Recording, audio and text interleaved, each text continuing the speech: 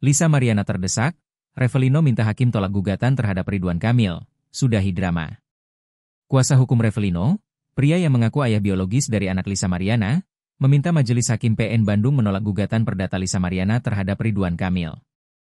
Permintaan itu tercantum dalam materi gugatan intervensi Revelino dalam perkara nomor 184 PDT G 2025 PNBDG yang sudah diterima Majelis Hakim PN Bandung.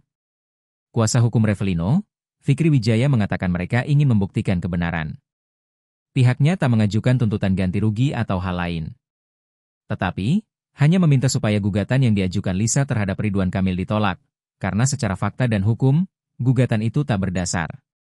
Dalam permohonan intervensinya, lanjut Fikri, kliennya memiliki hak legal dan kepentingan langsung terhadap perkara ini. Mengingat kliennya adalah pihak yang lebih dahulu diyakini sebagai ayah biologis dari anak berinisial C. Fikri juga menyatakan kesiapan kliennya untuk menjalani tes DNA sebagai bentuk pembuktian ilmiah. Revelino berencana meminta perlindungan ke Komisi Perlindungan Anak Indonesia, KPAI, karena haknya sebagai ayah dinilai terhambat oleh tindakan LM yang membatasi akses komunikasi dengan anak tersebut. Sidang yang digelar pada Senin, 30 Juni 2025, agenda yang menjadi pokok penting adalah pemeriksaan legalitas dari kuasa hukum Revelino. Pemeriksaan legalitas ini juga dilakukan oleh kuasa hukum Lisa Mariana maupun kuasa hukum Ridwan Kamil. Setelah itu, Majelis Hakim memutuskan bahwa gugatan intervensi ini akan ditanggapi oleh para pihak pada sidang lanjutan pekan depan. Sebagai tergugat termohon intervensi, tim kuasa hukum Ridwan Kamil turut memberikan klarifikasi posisi hukumnya atas kehadiran mereka dalam sidang intervensi tersebut.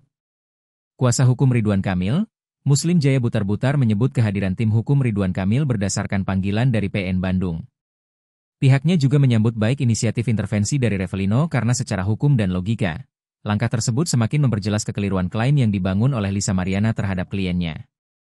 Tim hukum Ridwan Kamil juga menegaskan tidak memiliki hubungan hukum maupun koordinasi dengan pihak Revelino.